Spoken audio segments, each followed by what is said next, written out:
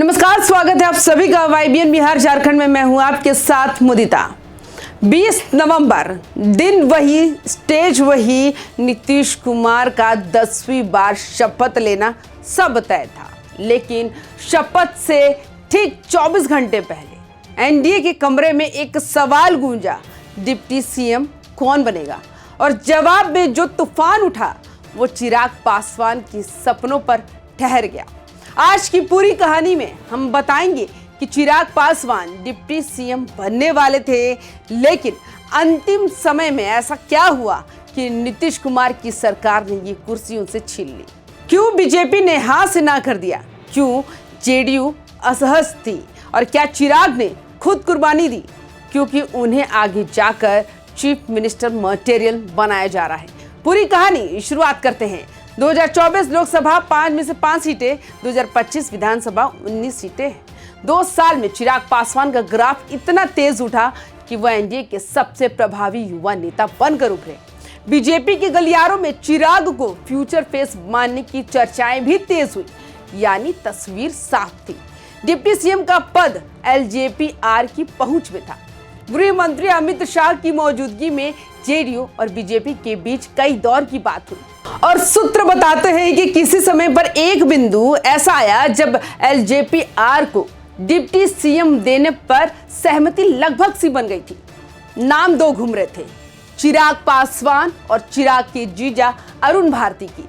लेकिन फिर कहानी पलट गई। नीतीश कुमार और रामविलास पासवान का रिश्ता अच्छा रहा, लेकिन नीतीश और चिराग ये रिश्ता शुरुआत से ही खटास वाला रहा। याद करिए 2019-2020 में चिराग ने नीतीश को कहा था बिहार का सबसे असफल मुख्यमंत्री, राज्य को 15 साल पीछे धकेल दिया। और फिर 2020 विधानसभा में चिराग ने अकेले चुनाव लड़कर नीतीश की जेडीयू को भारी नुकसान पहुंचाया।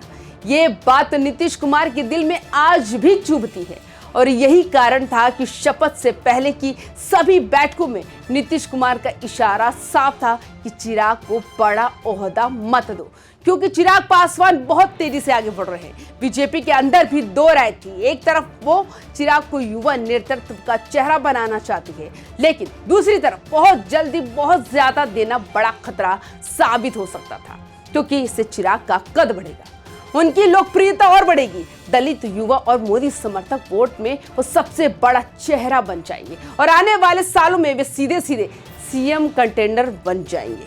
बीजेपी चाहती है ये सब हो, लेकिन धीरे धीरे कंट्रोल में, stage by stage. Deputy CM का पद एक छलांग होता है और बीजेपी अभी वो छलांग चिराग को देने के लिए तैयार नहीं थी। जेडीयू जानती है कि नीतीश कुमार की सरकार में अगर चिराग डिप्टी सीएम बनते तो पूरा पावर बैलेंस बदल जाता। नीतीश के बाद अगला चेहरा सीधे चिराग बन जाते। ये जेडीयू के लिए सबसे बड़ा खतरा था और यही वजह थी कि जेडीयू ने साफ संदेश दे दिया कि हम 2 डिप्टी सीएम फॉर्मूला बदलने नहीं देंगे। बीजेपी ने वही पुराना फॉर्मूला लागू रखा। दोनों डिप्टी सीएम बीजेपी के, यानी सम्राट चौधरी, विजय सिन्हा और एलजेपी-आर की मांग विचाराधीन रखी गई।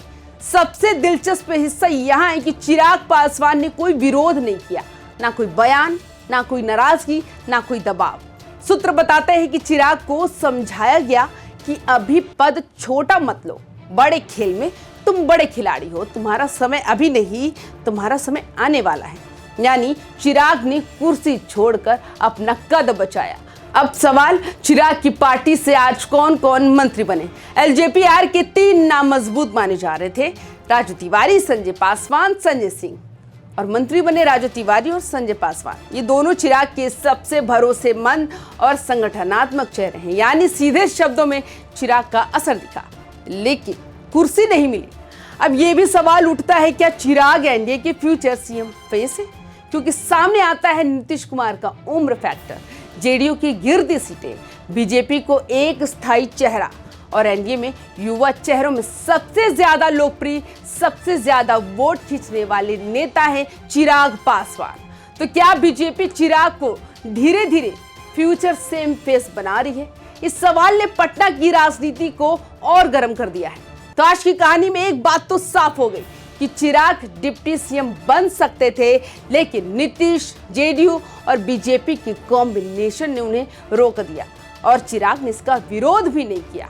अब सवाल आपके लिए, आपको क्या लगता है कि चिराग ने कुर्बानी दी फ्यूचर सीएम बनने के लिए? क्या बीजेपी उन्हें धीरे धीरे मोदी के बाद बिहार का चेहरा बना रही है?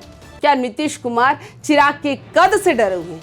और क्या अगले चुनाव तक एनडीए में सबसे बड़ा चेहरा चिराग पासवान ही होंगे? जो भी हो, एक बात तो पक्की है, बिहार में डिप्टी सीएम की कहानी सिर्फ पद की नहीं, भविष्य की लड़ाई होती है। तो आपको हमारी ये वीडियो कैसी लगी, आप हमें कमेंट्स करके जरूर बताएं। तमाम खबरों के लिए YBN बिहार झारखंड को सब्सक्राइब करना ना भूलें। नमस्कार।